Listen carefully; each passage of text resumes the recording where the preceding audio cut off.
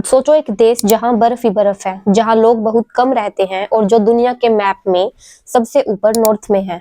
अब सोचो अमेरिका के प्रेसिडेंट डोनाल्ड ट्रंप कहते हैं I want to buy Greenland. आज की इस वीडियो में हम बात करेंगे ग्रीनलैंड क्या है और अमेरिका के प्रेसिडेंट डोनाल्ड ट्रंप को ग्रीनलैंड क्यों चाहिए। इसमें पैसा, पावर और पॉलिटिक्स क्या रोल प्ले करती है और अगर अमेरिका ग्रीनलैंड को खरीद लेता है तो दुनिया पर इसका क्या इफेक्ट पड़ेगा। So let's start from the beginning. दुनिया का सबसे बड़ा आइलैंड ग्रीनलैंड है, लेकिन सच ये भी है कि ये 80% ग्रीनलैंड बर्फ से ढका हुआ है। ग्रीनलैंड नॉर्थ अमेरिका के पास है, आर्कटिक सर्कल के अंदर आता है। पॉपुलेशन केवल 50,000 लोगों की है। इंपॉर्टेंट बात, ग्रीनलैंड इंडिपेंडेंट कंट्री नहीं है। ग्रीनलैंड एक्चुअली डेनमार्क का हिस्सा है, लेकिन इनके पास सेल्फ रूल है, मतलब अपने लोकल डिसीजंस खुद लेता है। फॉरेन पॉलिसी और डिफेंस डेनमार्क हैंडल करता है। अब जानते हैं अमेरिका के प्रेसिडेंट इस आइलैंड को क्यों खरीदना चाहते हैं। 2019 में डोनाल्ड ट्रंप ने कहा we are interested in Greenland.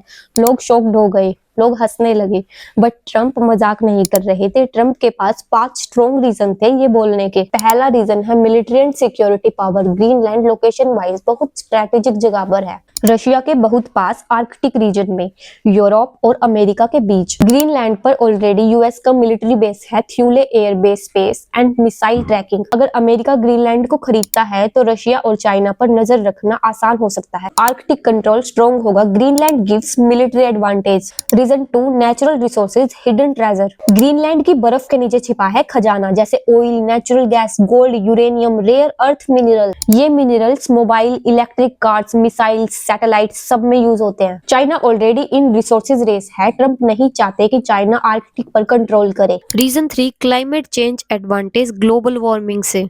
Greenland की बर्फ पिघल रही है, न्यू लैंड और रिसोर्सेज बाहर आ रहे हैं। जो जगह पहले यूजलेस थी अब वो फ्यूचर में गोल्ड माइन बन सकती है। सो ट्रंप ने सोचा better buy it now, regret later. Reason 4, Arctic shipping routes. Ice melt होने से न्यू सी रूट्स ओपन हो रही है। इसका मतलब Europe to Asia travel fast, shipping cost कम, ट्रेड पावर ज्यादा। ग्रीनलैंड का कंट्रोल, आर्कटिक ट्रेड का control. Reason 5, power politics, super power game. America पहले भी आइलैंड खरीद चुका है, अलास्का रशिया से, लुइसियाना परचेज। ट्रंप का mindset, if it's useful buy it, businessman thinking and president power. जब ट्रंप ने आइलैंड को सेल करने का प्रपोजल दिया तो डेनमार्क ने क्लियरली कहा Greenland is not for sale. Greenland के पीएम ने बोला वी आर नॉट प्रॉपर्टी। इसके बाद ट्रंप ने डेनमार्क का विजिट कैंसिल कर दिया। रिलेशंस थोड़े टेंस हो गए। वर्ल्ड ने कहा 21st सेंचुरी में लैंड खरीदना पॉसिबल नहीं है। सोचो अगर अमेरिका ग्रीनलैंड को खरीद लेता तो पॉसिबल इफेक्ट्स, अमेरिका की मिलिट्री पावर और स्ट्रॉन्ग चाइना और रशिया को चैलेंज, आर्कटिक पर यूएस का डोमिनेंस, इन्वायरमेंट पर प्रेशर,